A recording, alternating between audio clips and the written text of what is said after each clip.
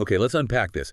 We are diving into a therapeutic practice that, well, it's been around for centuries, Yeah. really. Mm-hmm. Yet its claims still occupy this fascinating space, somewhere between historical wisdom and, let's be honest, modern skepticism. Absolutely. We're talking about reflexology, a complementary health therapy. It uses pressure points, primarily on the feet, Right. The feet are key. and it supposedly influences the nervous system, internal organs, even your psychological state, the whole body.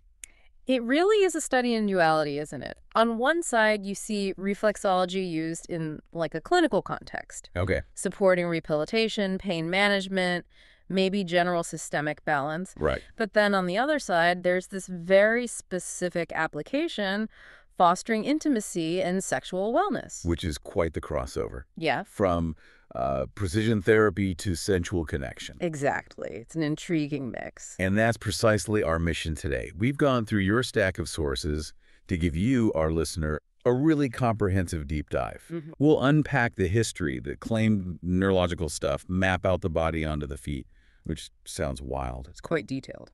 And we'll go from talking about supportive clinical protocols right into, yeah, that surprising detailed application. Sexual reflexology. We want to give you the shortcut to a thorough, nuanced understanding. And maybe just to anchor this right away, reflexology at its core is defined as a non-invasive complementary health therapy. Complementary being the key word there. Absolutely. Its fundamental goal is really about promoting deep relaxation, reducing systemic stress, and just enhancing overall well-being. So not a cure-all. Definitely not. It's often used alongside traditional medical approaches. Think post-surgery recovery or managing chronic stress. The aim isn't really to cure, but more to optimize the body's internal health environment, make things work better. So where did this all start? Your sources mention roots going way back. Ancient traditions? Chinese medicine, specifically. That's right. The idea of using specific points on the body to affect distant organs, that's deeply rooted. You see it in concepts like meridians and qi. Energy flow, basically. Exactly. But, and this is important, the modern practice we see today, it's evolved quite a bit. Ah, okay. So it's not exactly the same as the ancient stuff. Not quite. The formalized Western reflexology, particularly something called zone therapy, developed back in the early 20th century. Folks like Unisingham were involved. Right. They shifted the focus a bit, less emphasis on energy channels maybe, and more towards a physiological, almost neurological map. They started systematizing these pressure points, linking them to specific anatomical structures. Okay, so it became more In, anatomical. in a way, yes, more structured around the body as Western medicine understands it. And this whole theory rests on the idea that the body can basically heal itself. That's the foundational assumption, yeah, that we are inherently resilient, inherently balanced. But things throw us off balance. Exactly. Things like chronic stress, maybe emotional trauma, long illness, or even just a physical injury, these can put the body into a state of imbalance. Dingislick was the term used. Precisely, Dennis Licks. And when that happens, the theory goes, vital systems, circulatory, nervous, endocrine, whatever, can get blocked. Blocked out, like physically blocked. Not necessarily like a blood clot, more like hindered, impeded. It stops the body from working optimally and prevents that natural self-healing process from really kicking in effectively. Okay, but hang on. If the body naturally self-heals, why would pressing on my foot suddenly unlock that? Shouldn't rest or eating better just fix the blockage? That's a really sharp question, and the reflexology answer basically relates to how severe or how chronic that imbalance is. So it's not just a minor thing. Right. If a blockage or, say, systemic suppression has been going on for a long time, the idea is that external intentional stimulation acts like a catalyst, a But- jumpstart. Reflexology aims to restore and maintain that natural balance by, well, physically clearing these supposed blockages. Whether you think of them as energy stagnation or maybe neurological interference. So it's an active push to get the system back online. Exactly. An active way to try and reset the system, allowing that inherent healing ability to take over again. All right, let's get into the mechanics then. Because this is where, my skeptical brain kicks in harder. Yeah. How is pressing a nerve ending in my foot meant to stimulate my kidney? They're nowhere near each other. This is the absolute core of the neurological model they propose. The theory states that specific points on the feet, lower legs, hands, ears, even the face, they correspond directly to every single organ, system, and bone. Every single one. Wow. That's the map, yes, and the communication channel. It's supposedly through the nerve endings. The sources called them sinir uslari. Right. The nerve endings. So when a practitioner applies focused pressure or uses specific rubbing techniques on these points, it's claimed this releases electrochemical stimuli. Electrochemical stimuli. Can you break that down a bit? What kind of signal is that, and how does it supposedly travel all the way up to my kidney? Okay, so the theory is this. The pressure creates a tiny electrical signal mediated by chemicals, neurotransmitters. This signal gets picked up by the peripheral nervous system, the nerves in your foot. Uh-huh. Neurons then carry this impulse up the spinal cord into the central nervous system, your brain and spinal cord. Okay, so it's using the main nerve highways. Exactly. And from there, it's supposedly routed to the specific corresponding organ, like the kidney in your example. And what's the signal doing when it gets there? Well, there are a couple of theories within reflexology. One is that it might override pain signals, kind of like the gate control theory of pain suggests. Another idea is that it directly encourages parasympathetic nervous system activity. The rest and digest system. Precisely. Forcing the body out of fight or flight and into a state that's more conducive to healing and normal function. So stimulating the organ indirectly by calming the whole system down or maybe directly triggering some local response. So it's not necessarily bypassing the conscious brain, but it is using the nervous system like a complex wiring diagram to talk to these deep systems. That's the essence of the neurological explanation offered. Which makes the feet like the ultimate nerve hub then. But why the intense focus on feet? I mean, my hands have tons of nerve endings too. Why aren't hand massages the main thing? That's a fair point. The feet get the emphasis for, well, mainly two practical reasons, according to practitioners. Okay. First, they simply contain the largest and most densely packed map. You get the most body real estate, so to speak, reflected in the smallest, most accessible area. More points per square inch. Kind of, yeah. Maximum coverage. Second, because our feet are constantly bearing weight, reflexologists claim this makes the nerves there slightly more sensitive or responsive. Plus, the concentration of nerves is high and they're relatively easy to access. So it just becomes the most common starting point if you're aiming for systemic effects. Okay, now we get to the blueprint itself. I'm literally looking at my foot right now, trying to imagine where my liver is hiding. It suddenly feels way more complicated. It does make you see your feet differently. Your sources clearly map things out. 3 main areas for these points: hands, feet, and ears. That's right. But the feet, as you said, are often the main focus, the most detailed map. And understanding it starts with a key concept, the vertical body map. Vertical map. Yeah. Imagine your 2 feet standing side by side.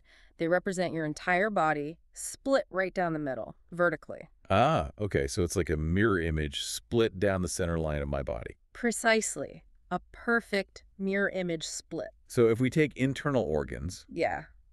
my right foot would have the stuff on my right side. Exactly. The right foot represents organs primarily on the right side. Think about the large mass of the liver. That's mainly on the right. The gallbladder, too. Yeah. The ileocecal valve, where the small and large intestines meet. That's mapped to the right foot. And the left foot gets the left side stuff. Yeah. Like Your heart, yes. The spleen, most of the stomach. It's a direct mirroring, reflecting the general placement of organs in your torso onto your feet. And it's not just the big organs, right? You mentioned systems. Oh, definitely. The reflection is meant to be comprehensive. It's not just about digestion or circulation. The mapping is incredibly detailed. It includes the entire musculoskeletal system. Like my spine. Hips. Yep. Points corresponding to the spine run along the inner arch, hips, knees, shoulders. They all have corresponding zones. And crucially, the mapping also covers the endocrine glands. Ah, the hormone factors. Exactly. The control centers, the pituitary gland in your brain, the thyroid in your neck, the adrenal glands on your kidneys. These systems manage mood, metabolism, stress response, overall function. So they become really critical targets in reflexology, especially for things like stress and anxiety. Okay, this sounds intensely focused. Applying the pressure can't just be random rubbing then. Absolutely not. The techniques involve massaging the bottom, the top, the sides of the feet or hands, sometimes those fleshy points you can see on the ears. How do they do it? Fingers. Practitioners use various movements, rotating, kneading, applying static pressure. But the real skill, the core of it, is the precision of that pressure. It has to be on the right spot.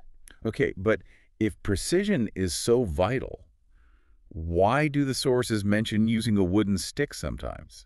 That sounds blunt, not precise. Wouldn't a finger be better? That's a common question and a good one. The primary tool is almost always the practitioner's finger or thumb, especially using a technique called thumb walking, which uses the edge of the thumb for small, controlled, step-like movements. Oh, okay. However, for certain points, maybe ones that are really deep within the foot structure or tiny points on the ears, the practitioner might need a smaller surface area than even their fingertip to deliver that focused pressure accurately. So the stick is just for getting into tight spots. Essentially, yes. Or for applying sustained pressure without tiring their own thumb out on a particularly stubborn spot. The implement, if used, is just a tool to maintain that critical precision and depth. It's not a replacement for their tactile sensitivity. It really just highlights how technical the skill is supposed to be. Got it. So it's like using the point of a pencil versus your whole fist. Targeted stimulation delivered with real precision to trigger that specific electrochemical signal we talked about. Precisely. And the practitioner isn't just pressing blindly. They're constantly feeling for subtle changes in the tissue under the skin. Sometimes they describe it as feeling like grittiness or crystals. Crystals, seriously. That's a term some use. They interpret these textural differences as signs of blockages or imbalances in the underlying area corresponding to the mapped organ. So the work is fundamentally tactile and, yeah, highly interpretive.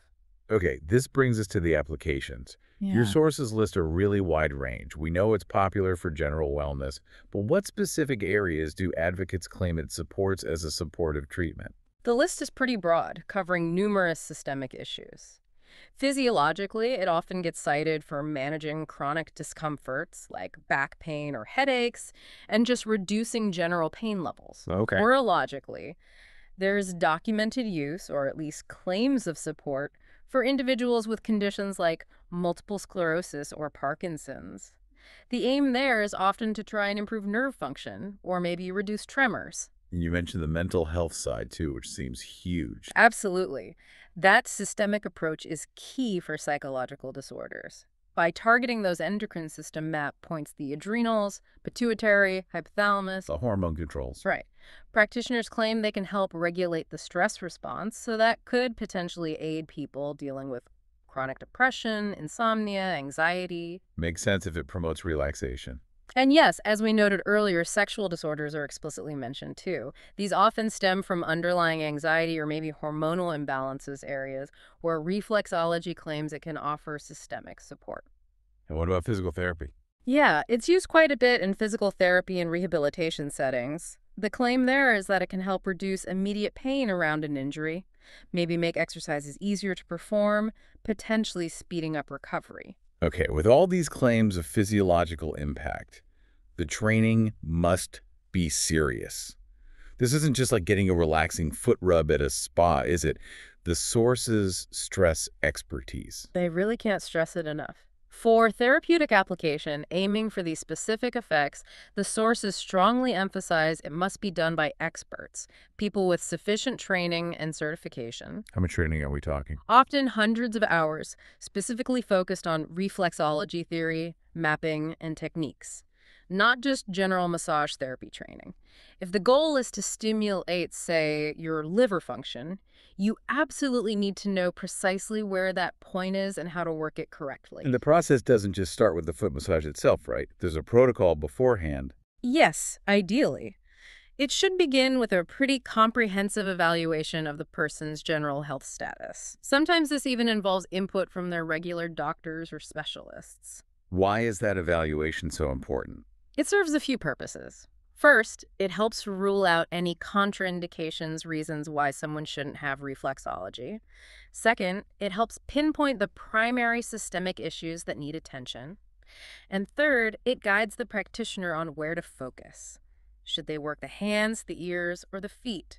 Or maybe a combination. So if someone comes in with, say, chronic digestive issues. Then the practitioner, after that evaluation, might decide to focus heavily on the points mapped to the vagus nerve, the stomach, the intestines, primarily on the feet. So precision isn't just how you press, but where you press, based on that initial assessment. Exactly. We have to reemphasize. Determining the correct reflex points is fundamental. For specific supportive treatment claims, the pressure has to be on the precise points linked to the affected organs or systems. If you miss the target, well, you're just giving a foot rub, not targeted reflexology.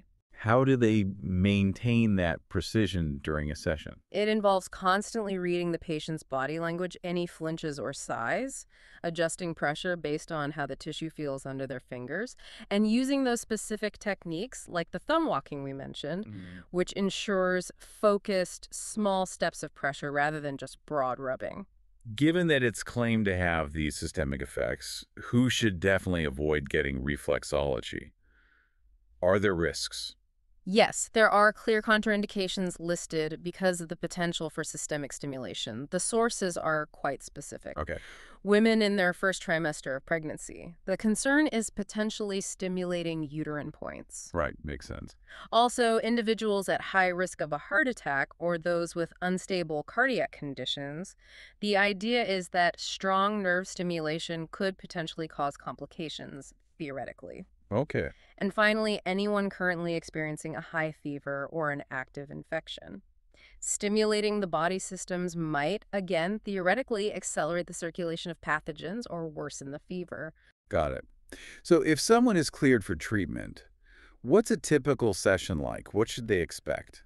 Sessions are usually done in special chairs, often reclined ones, designed for maximum relaxation. Comfy chairs, good start. Definitely. The duration varies quite a bit. It could be as short as 10 minutes for a very specific localized issue, or up to maybe 45 minutes for a full systemic rebalancing session. And how does it begin?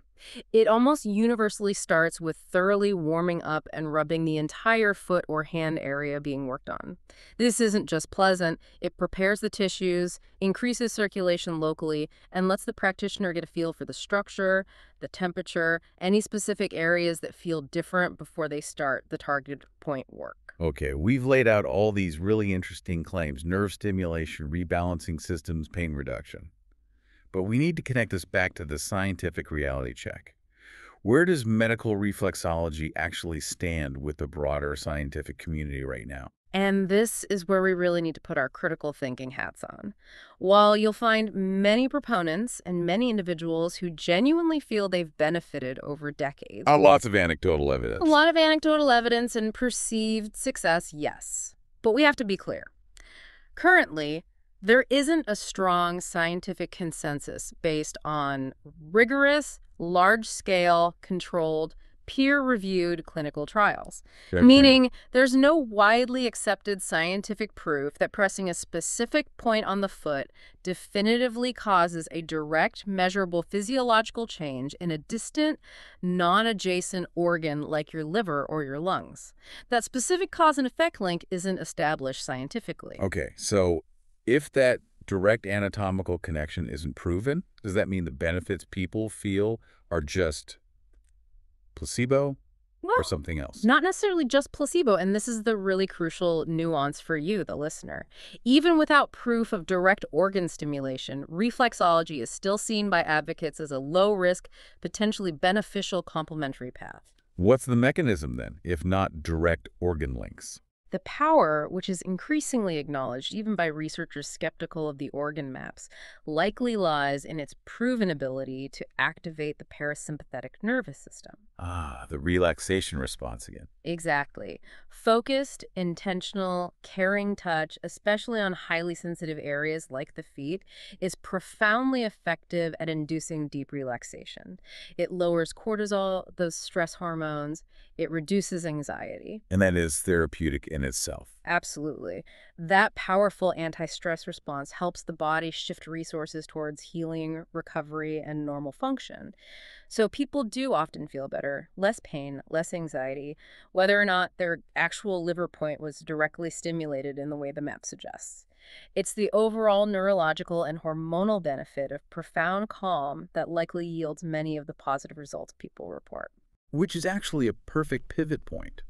Because that focused intention, that anxiety reduction, that deep communication through touch, that's exactly what seems to be leveraged in this other very specific application. Right. Let's turn our attention now to this specific and, yeah, pretty intriguing application known as sexual reflexology, or sensal reflexology in the source material. Hmm. This is where those general principles, nerve stimulation, rebalancing, are focused entirely differently. Aimed at increasing sexual pleasure, maybe enhancing hormonal response, and building a deeper connection between partners. What's really fascinating here, I think, is how the focus shifts. Yeah. The physical targeting of specific organ points becomes almost secondary to the relational objective. How so? Your sources describe this application primarily as a wonderful form of nonverbal communication. It becomes less about fixing a specific ailment and more about building trust, allowing vulnerability, the act of intentional giving and receiving touch. Whether you're a new couple or have been together for years. Exactly. The sources emphasize it works regardless of their relationship stage. It's about slowing down, tuning into each other. And using that detailed map of the foot, maybe, to intentionally overcome the general tension and stress that so often get in the way of intimacy.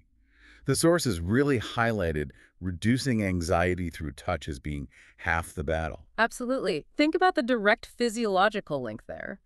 Focused, non-sexual, caring touch, like a foot massage given with intention, can stimulate the release of oxytocin. Ah, the bonding hormone or cuddle chemical. Precisely. Oxytocin immediately enhances feelings of security, trust, attachment. So just the act itself creates a psychological foundation that's much more conducive to a sensual and satisfying experience later on. It lowers defenses. And to really maximize that, the environment matters too, right? Setting the stage. Yes, the sources are quite specific about creating an intentional atmosphere. It's about shifting gears from the everyday hustle. So what does that look like? Think dim lighting, maybe some candles safely, of course, soft background music, something romantic or just deeply relaxing, and maybe the aroma of essential oils from a diffuser. Lavender for calm, perhaps. Ylang. Creating a whole sensory experience. Exactly. It's a ritual. It signals to both partners. Okay, we're leaving the stressful day behind. We're entering a space of shared focus, relaxation, and intimacy now. Okay, let's get to the map details for this application. If we're shifting from targeting, say, the liver to targeting desire and pleasure, which specific points are claimed to enhance sexual function, hormones, and that overall feeling of pleasure? Your sources laid out 7 key pressure points. Right, 7 specific targets. We can start with what you might call the master relaxation point. It's like the emotional anchor for the whole thing. Which one is that? The solar plexus point. It's located right in the center of the ball of the foot. In the sources, ayak topu merkezi. Okay, center of the ball. Why is that one so important? Applying gentle but firm pressure here is considered crucial because it's claimed to release deep muscular and emotional tension. It's the primary point for relieving anxiety and just centering the person receiving the massage. Gets them out of their head. Makes total sense as a starting point. If you're tense and anxious, nothing else is going to work well. Exactly. Can't be receptive if you're stressed. Okay, so after relaxation, we need to stimulate the mind, right? Get the libido going. That's supposedly handled by the brain point. This isn't just one spot. It covers the tips of all 10 toes. 10 Parmaklar and Tepesi. All the toe tips. Yes. Stimulating this whole region is claimed to boost mental energy, increase libido, sort of wake up desire, and maybe stimulate sexual imagination. Okay, brain engaged. Next up, Hula. the hormone command centers, the control panel for desire itself. Correct. There are three really key endocrine points mentioned for this. First, the pituitary gland. Where is that? Located right at the very center of the fleshy pad of the big toe, Ayak Bashparmaman Merkezi. This is considered the master gland, controlling overall hormone secretion in the body. Got it. Center of the big toe pad. What's next? Second, the hypothalamus. This point is located on the outside edge of the big toe, Ayak Bashparmanandisha. Outside edge. Why the hypothalamus? The hypothalamus is critical because it's what signals the body, specifically the ovaries or testicles, to start producing estrogen or testosterone, the primary sex hormones. So stimulating this point is theorized to increase hormonal readiness, basically. Okay, pituitary and hypothalamus on the big toe. That's two endocrine points. What's the third? The third isn't on the toe, it's the adrenal glands point. This is found near the inner edge of the foot, more towards the center of the sole in the arch area. Adrenals. Aren't they usually linked to stress, fight or flight? They are, but in this context, stimulating this area gently is claimed to increase general vitality and sustained energy, not necessarily trigger anxiety. Think more about readiness and stamina. Interesting. Okay, so we have relaxation, brain stimulation, hormone commands, and energy. What else? Then you have the spine point, or omurga. This corresponds to the area running along the entire inner edge of the foot, basically from the heel towards the big toe along that bony arch. The whole inner arch. Pretty much, yeah. Targeting the spine reflex is said to soothe the entire nervous system and also increase overall physical flexibility, which, contributes to physical readiness and comfort during intimacy. Makes sense. Loosens things up literally. Yeah. Okay, that's 6 points. What's the seventh? The seventh point targets the reproductive organs more directly. It's the uterus-prostate reflex area. And where is that located? This one is found on the ankles, specifically on the inside of the ankles in that slightly hollow area. Ayak bileklerinin izeyu. Stimulating this area is claimed to specifically support deeper uterine orgasm in women and enhance ejaculation response in men. Wow. Okay, so by meticulously targeting these 7 specific areas, the routine aims to go way beyond just a simple, relaxing foot rub. That's the idea. It's intentional, targeted stimulation aimed at enhancing the whole sexual response cycle. Your sources even provide a detailed 10-minute routine. Practical steps partners can actually use, maybe before or even after intimacy. Let's walk the listener through that protocol. How does it actually work in practice? Okay, so the routine always starts with loosening and relaxing the feet, 1 foot at a time. This is like a general warm-up phase. What kind of moves?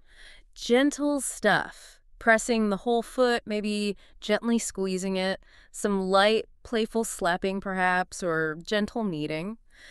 The goal here is just to make the receiver comfortable, fully present, relaxed, and receptive to the more focused touch that's coming. Getting them settled in. Exactly. And importantly, that loosening phase intentionally concludes with that deep emotional grounding point. Back to the solar plexus. Yes, the solar plexus anchor. You end that initial warm-up by finding that spot in the center of the ball of each foot and just holding it. Press gently but firmly for maybe 5 to 10 seconds. This is the moment where any lingering tension is really meant to dissolve, like an exhale for the foot. Nice. Okay, feet are warm, person is relaxed. Then comes the focused work, targeting those 7 points we just mapped out. Right. Now you move into targeting the specific points. And even if you're not a trained reflexologist, the sources suggest trying for some precision here. How? Apply pressure to those 7 points using small, targeted movements. The description used is like a caterpillar motion. Caterpillar motion. Yeah. Imagine using the tip of your thumb or index finger to take tiny little steps across the zone you're targeting, inch by inch. This ensures you cover the whole reflex area for, say, the pituitary or the adrenals. Instead of just poking one spot. Exactly. It's a slow, deliberate walk across the zone. The pressure should be firm enough to be felt distinctly, but always responsive to your partner's comfort level. You don't want it to be painful. communication is key. Okay, so you work through all 7 zones on both feet using this caterpillar walk. Yeah. Then what? After you've carefully addressed all 7 zones, you bring the session back towards calming and closure. You basically repeat some of the initial general relaxation techniques, maybe some more gentle squeezing or stroking. Bring it in full circle. Exactly. And you finish with one final deliberate thumb press on the solar plexus point on both feet simultaneously, holding it for a few seconds. This really helps deepen that established sense of calm, safety, and connection. And then there's that final closing technique mentioned, which sounded lovely, the breeze strokes. That seems to shift it away from therapy and purely into sensuality. It really does. The session shouldn't just end abruptly. It concludes with something incredibly gentle, almost ephemeral. How do you do breeze strokes? You use incredibly light, feather-like strokes with your fingertips. The sources describe it as hairy movements, meaning you're barely touching the skin, almost like just moving the tiny hairs. You do this over the top, the bottom, the sides of the foot. It's pure sensual touch, not pressure at all. It's designed to leave your partner feeling cherished, maybe a little shivery, and just deeply connected. That sounds amazing. And finally, there was some interesting advice about when to do this routine. Yes, the suggestion was quite powerful, I thought, to consider using this reflexology routine after intimacy, not just as foreplay. Oh, interesting. Why after? Instead of, immediately getting up, rolling over, or mentally disengaging after sex, continuing this focused, intimate physical connection through reflexology can be a really powerful tool. It helps partners stay physically and emotionally bonded, sustaining that postcoital closeness and reinforcing the intimacy that was just shared. It extends the connection. #tag outro. Wow. Okay, this deep dive has really shown, I think, the two very different yet connected faces of reflexology. On one hand, you've got this detailed, structured, supportive therapy. It's used clinically in rehabilitation for tackling some pretty complex issues, physiological, neurological, even psychological things like chronic anxiety. And then on the other hand, it offers this surprisingly detailed, actionable map specifically for enhancing intimacy.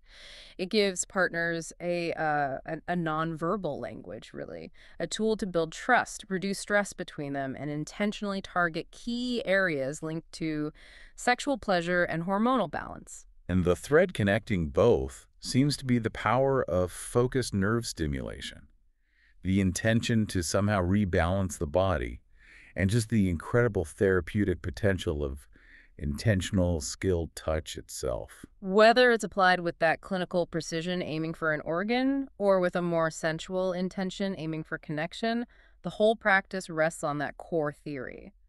Press this spot on the foot and that distance system gets a nudge. Right. While the practice clearly has strong advocates and many people report benefits, the current scientific consensus just doesn't definitively prove that specific foot points directly control distant organs. But what is proven, as you said, is that power of deep relaxation, activating the parasympathetic nervous system through touch. Undeniably, that effect is real and measurable. So this leaves us, and you, our listener, with a final provocative thought to maybe chew on. If that direct physical link, foot point to liver, foot point to prostate, is scientifically tenuous, then where does the profound benefit described in relational reflexology actually come from? Is it really about hitting the anatomically correct pituitary spot on the big toe? Or does the real lasting power, the enhanced intimacy, the trust, that deep emotional calm you get from holding the solar plexus point, does it come instead from the shared, focused, intentional act itself, the act of giving and receiving pleasure? Using the feet, which are so sensitive but maybe less loaded than other body parts, as this perfect medium for profound emotional communication. Exactly. Is the communication the real mechanism? You could argue that the power of focused intention itself acts as a kind of neurological intervention. When you're giving a foot rub that's genuinely rooted in care, attention, maybe even using this map as a guide for your focus, you are fundamentally communicating safety, presence, and commitment on a deep level. And maybe that feeling of security, of being cared for in that focused way. Maybe that's the most powerful aphrodisiac and perhaps the most potent healing force of all. It's a compelling thought, isn't it? Where the true magic It lies. really is. A truly compelling thought to wrap things up. We certainly hope this deep dive gave you the clarity and maybe some actionable detail you were looking for on reflexology.